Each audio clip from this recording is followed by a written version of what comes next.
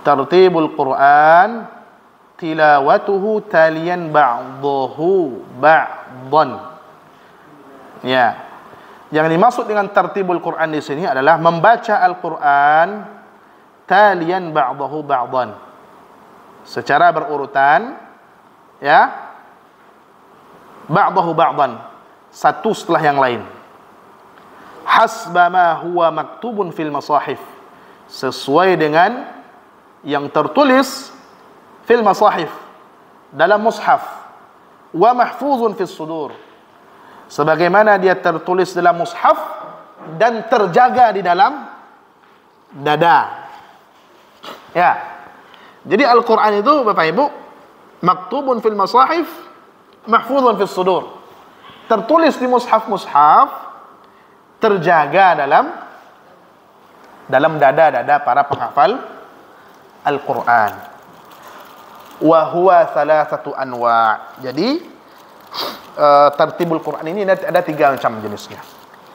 Ada 3 macam jenisnya. An-naw'ul awwal tartibul kalimat. Yang pertama tertib atau urutan al-kalimat, urutan kata-katanya. Bihaitsu takunu kullu kalimatin fi mawdhi'iha min al-ayah, dari segi bahwa setiap kata itu sesuai pada tempatnya pada setiap ayat. Ya, contohnya Ar-Rahmanur Rahim atau Ar-Rahmanir Rahim. Ya, tentu tertibnya yang pertama adalah kata Ar-Rahman, baru Ar-Rahim. Atau Maliki Yaumiddin, maka tertibnya yang pertama adalah Malik, Yaum, dan Ad-Din. Nah, ini maksudnya tartibul kalimat. Maka ini Bapak Ibu, wa hadza tsabitun bin nassi wal ijma'. Maka tartibul kalimat ini sabit, dia tetap, ya, bin nassi wal ijma'. Dalilnya apa? Dalilnya adalah nas dan ijma'. Dalilnya adalah nas dan ijma'. Ya. Nasnya apa? Bahwa Al-Quran itu memang tertib kalimatnya seperti itu dari dulu. Dan Nabi Muhammad sallallahu alaihi wasallam membaca Al-Quran itu sesuai urutan katanya. Kemudian ijma', kesepakatan, sudah sepakat para sahabat dahulu bahwa wajib sesuai dengan urutan kalimatnya atau urutan kata-katanya. Wala na'lamu mukhalifan fi wujubihi wa tahrimi mukhalafatihi. Kami tidak mengetahui adanya perbedaan pendapat, adanya orang yang berbeda pendapat mengenai wajibnya tertib urutan kata. Ya, kami tidak tahu adanya di sini perbedaan pendapat mengenai ini. Ya, perbedaan pendapat mengenai urutan kata dan keharaman menyelisihi hal tersebut. Maksudnya begini. Di sini contohkan, fala yajuzu an yaqra'a lillahil hamdu rabbil alamin badalan minal hamdulillahi rabbil alamin. Maka tidak boleh kita membaca ayat itu terbalik-balik katanya. Contohnya alhamdulillahi rabbil alamin, kita baca lillahil hamdu rabbil alamin. Enggak boleh. Walaupun secara gramatikal bahasa Arab dia benar, tetapi karena tidak sesuai dengan urutan kata yang ada di mushaf dan dengan yang dibaca oleh Nabi, maka tidak boleh dia. Ini lillahil hamdu, alhamdulillah, ini maksudnya Bunda. Contoh, alhamdu lillahi rabbil alamin. Boleh, tapi di sinilah alhamdulillahi rabbil alamin. Tertibnya, urutannya adalah alhamdu ini kata yang lalu lillahi lalu Rabbi, lalu Al-Alamin. Ini wajib kita ikuti. Tak boleh kita menyelisihinya. Oh, boleh mengarang-arang atau ya, boleh dibalik Ustaz, enggak boleh. Ya, mau dijadikan dia lillahi, didahulukan lillahinya misalnya. Lillahil hamdu. Lillahil hamdu. Rabbil alamin.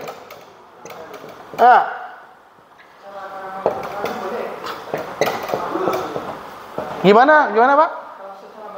Secara bahasa sah-sah saja, tapi secara dia Al-Quran enggak boleh. Kita baca ayat kedua dari surah Al-Fatihah, cara membacanya lillahil hamdu rabbil alamin, enggak boleh. Ijma' sudah sepakat enggak boleh. Yang mana tahu juga kan, kalau kita sekarang kan berpikiran enggak mungkin lah ada yang kayak gitu, Ustaz. Enggak mungkin ada yang kayak gitu kan. Ya, tapi bisa saja nanti besok atau kapan-kapan ada juga yang mengada-ngada seperti ini. Jadi memang sebenarnya dari Allah. Iya, alhamdulillahi rabbil alamin. Iya, alhamdulillahi rabbil alamin. Min indillah. Memang begitu adanya. Begitu Rasul baca, begitu sahabat baca. Makanya setiap Ramadan itu malaikat Jibril mendatangi Nabi sallallahu alaihi wasallam. Ya, Nabi mengulang-ulang bacaan di hadapan Jibril. Maka ini namanya tertib kata. Tertib kata ini wajib kita ikuti. Tak boleh kita selisih. Wajib diikuti, haram diselisihi. Tak ada perbedaan pendapat ulama dalam hal ini. Tak ada perbedaan pendapat ulama dalam hal ini. An-naw'u tsani, yang kedua. Nah, ini kan tertib kata ya. Sekarang tertib yang kedua, tertibul ayat. Tertib ayat atau urutan ayat. Bihaitsu takunu kullu ayatin fi mawdhi'iha minas surah. Dari segi bahwa setiap ayat itu terletak pada tempatnya di setiap surat. Contoh, kalau dalam surat Al-Fatihah, tentu ini dihapus ya, Bapak Ibu ya. Kalau surah Al-Fatihah, maka tentu ayat pertama adalah kita membacanya Bismillahirrahmanirrahim. Naam. Tentu Bismillah. Bismillahirrahmanirrahim. Ini yang pertama. Naam. Ini yang kedua. Lalu yang ketiganya Ar-Rahmanir-Rahim. Yang keempat Maliki Yaumiddin.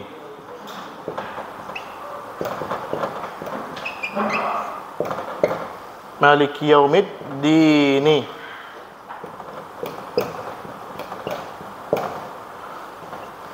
Taib, dan seterusnya. Nah, maka ini kan urutannya seperti ini. Ini ayat pertama, ayat kedua, ayat ketiga, ayat keempat. Kita baca sesuai dengan urutan ayatnya.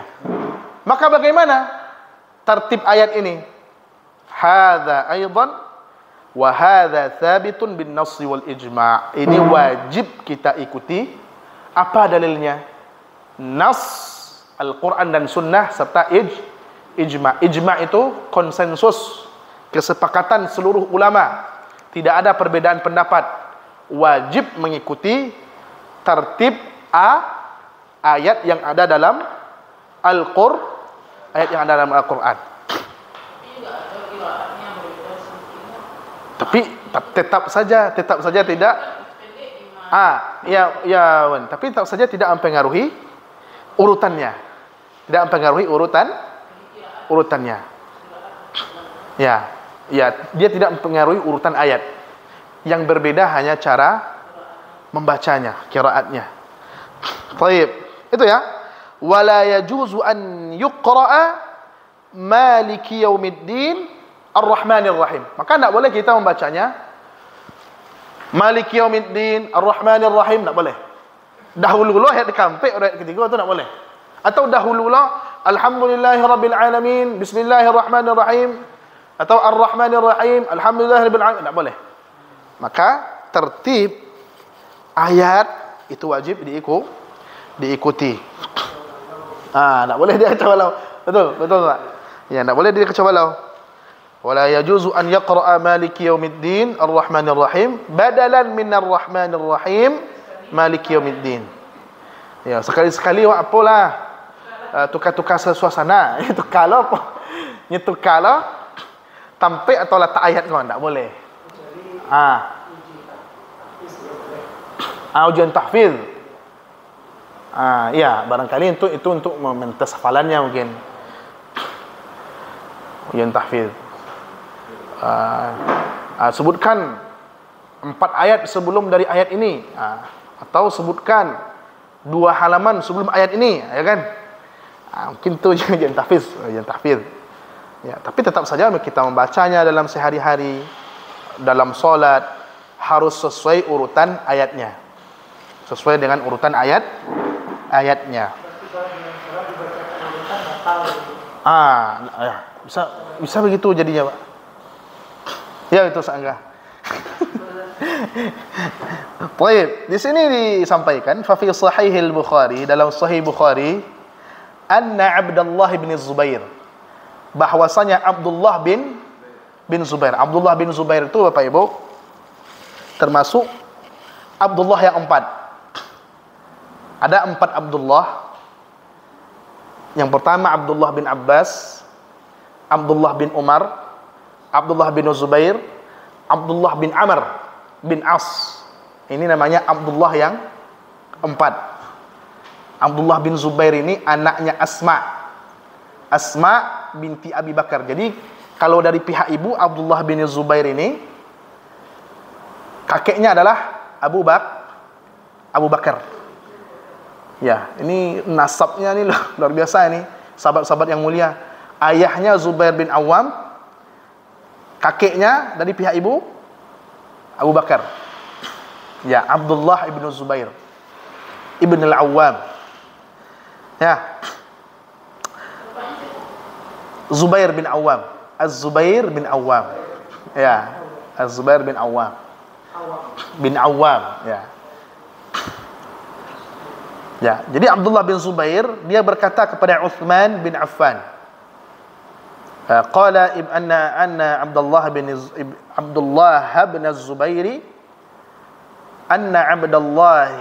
Az-Zubairi qala li Uthman ibn Affan, bahwasanya Abdullah bin Zubair berkata kepada Uthman bin Affan radhiyallahu anhu fi qaulihi ta'ala, pada firman Allah Subhanahu wa taala, ini dalam surat Al-Baqarah ayat 240.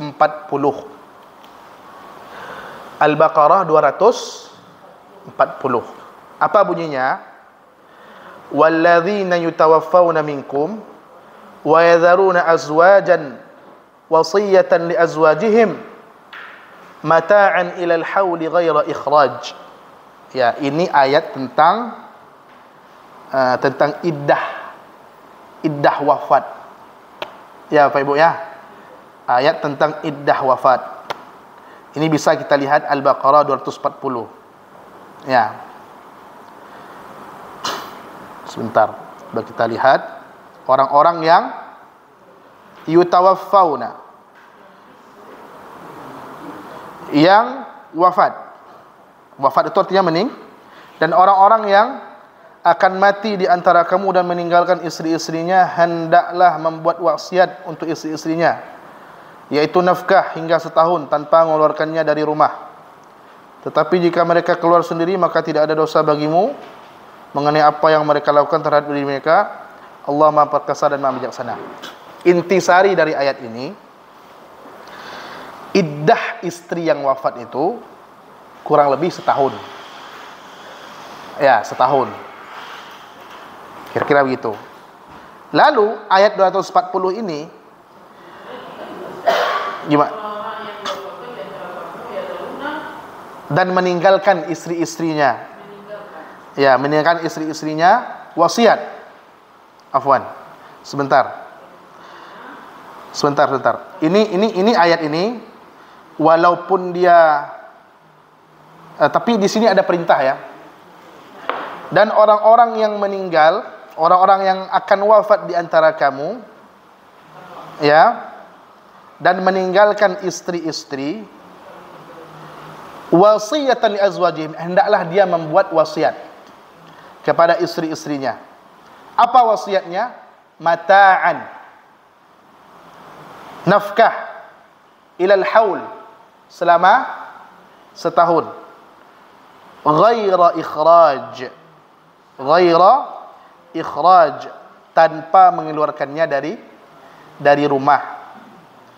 Fa in kharajna, kalau mereka istri-istri tadi itu keluar sendirinya dari rumah, fala junaha alaikum fima fa'alna fi anfusihin.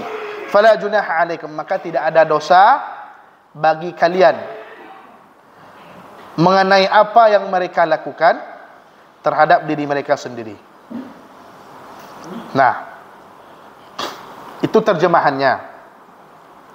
Tapi secara intisarinya apa? Bahwa istri-istri yang wafat suaminya, dia berdiam diri di rumah itu berapa lamanya? Setahun. Dan ayat ini mansukh. Ayat ini sudah dihapus hukumnya dan diganti dengan hukum yang baru. Qad nasakhat hal ayatul ukhra. Ayat itu dihapus oleh ayat yang lain. Hukumnya dihapus oleh ayat yang lain. Apa itu? Qauluhu ta'ala, firman Allah Subhanahu wa ta'ala, walladzina yutawaffawna minkum wa yadharuna azwajan yatarabbasna bi anfusihinna arba'ata ashhurin wa ashra. Jadi ayat itu dihapus oleh ayat sebelumnya. Ayat 234. Ya. 234. Dan orang-orang yang meninggal, yang wafat di antara kamu, serta meninggalkan istri-istri, hendaklah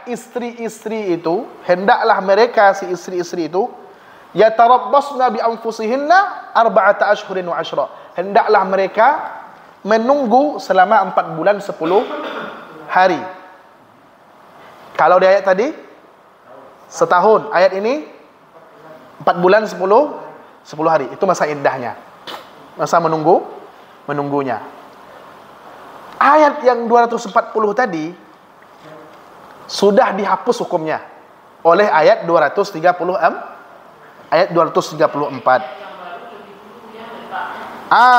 Ya.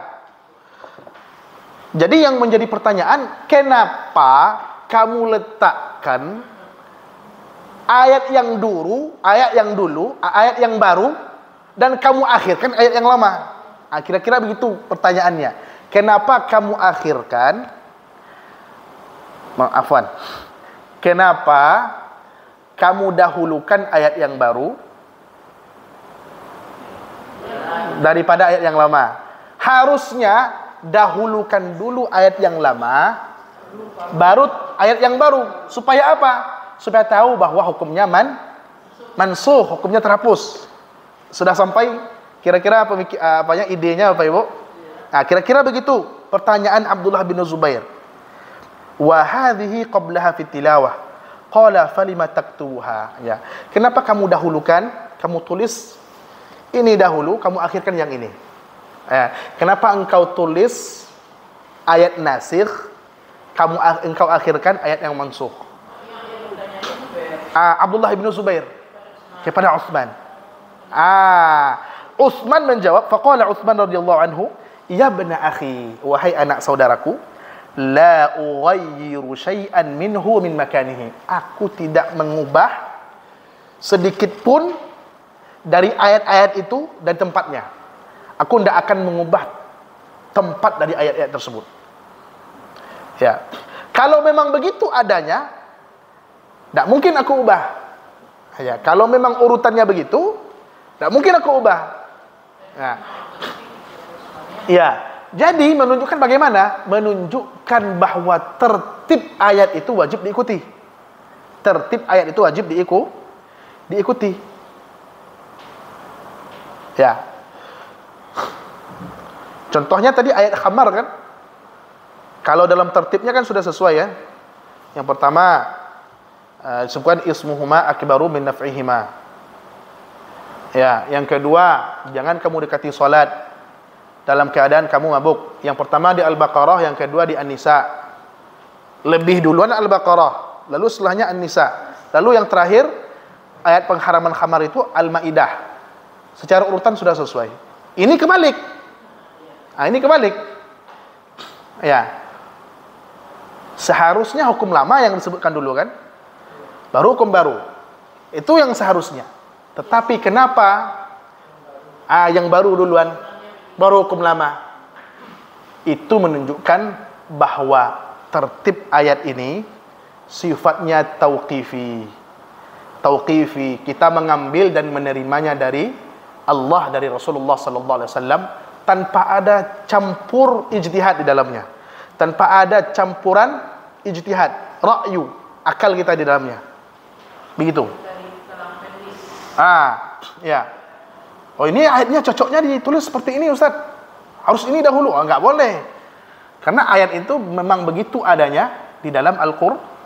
Surat-surat Madaniyah kan lebih awal letaknya daripada surat Ya. Ya, kadang-kadang dia sama-sama Madaniyah keduanya. Ya. Ya. Sedikit saja kan. Nah, kira-kira paham? Bisa dipahami ya Pak Ibu? Bisa dipahami ya? Kira-kira begitu.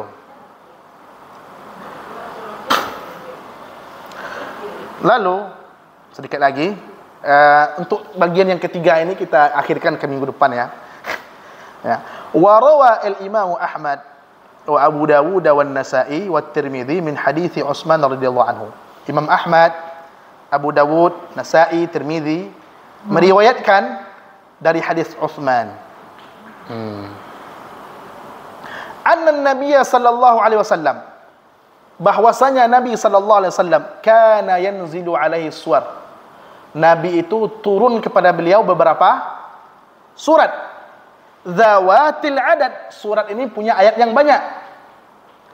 Fakana idza nazala alaihi syai', adalah Nabi itu kalau turun kepada beliau sesuatu, da'a ba'dha man kana yaktub, beliau memanggil sebagian penulis wahyu. Dipanggil sebagian penulis wahyu itu. Lalu Nabi mengatakan, dha'u hadhil ayat fi surah allati yadhkuru fiha kadza wa kadza. Lalu Nabi mengatakan, tolong kamu letakkan ayat ini pada surat ini. Pada surat begini. Ya. Ini menunjukkan bahwa tertib ayat itu apa? Murni dari Nabi, murni dari Allah Subhanahu wa taala. Ya. Dan itu pula yang dibacakan oleh Nabi sallallahu alaihi wasallam dari kita. Tidak ada campur tangan ijtihad di dalamnya. Tidak ada campur tangan akal di dalamnya. Begitu. Kira-kira bisa kita pahami Bapak Ibu? Ya. Baik. Itu. Jadi tertib kata, urutan kata itu wajib kita ikuti.